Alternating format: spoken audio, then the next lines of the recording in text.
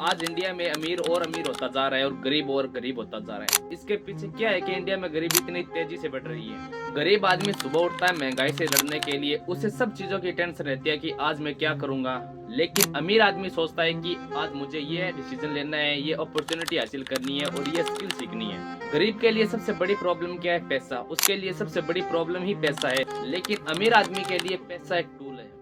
जब हम स्कूल में पढ़ते हैं तो स्कूल में हमें यह सिखाया जाता है कि जॉब कैसे मिले, क्या करने से हमें जॉब मिलेगी। लेकिन ये कभी नहीं सिखाया जाता है कि हम बिजनेस कैसे करें, अपना स्टार्टअप कहाँ से शुरुआत करें। लेकिन कोई यह नहीं सिखाता है कि पैसा कैसे काम करता है या पैसे को कैसे बढ़ाया जाता है। गरीब आदमी का माइंडसेट ही अपना पुअर होता है कि वो हर डिसीजन लेने से डरता है।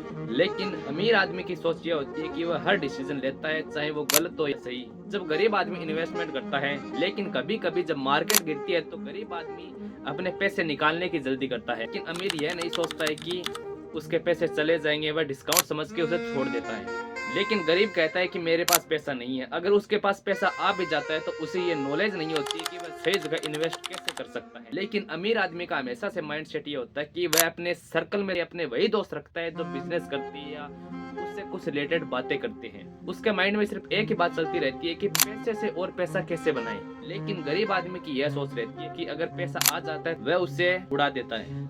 गरीबी सिर्फ इनकम का इशू नहीं है, माइंडसेट का इशू है। आपने और हमने कई बार ऐसे देखे हैं जो पहले गरीब होते हैं बाद में अमीर बन जाते हैं। लेकिन कई लोग ऐसे भी जो अमीर होते हैं वो गरीब बन जाते हैं। उनकी माइंडसेट ही अलग अलग होती है। आपके पास हर एक टैलेंट है, आप जिंदगी में कुछ भी कर सकते हैं। लेकिन अपना माइंडसेट अगर स्ट्रांग हो तो वो आप कहीं से भी कहीं पर पहुंच सकते हैं।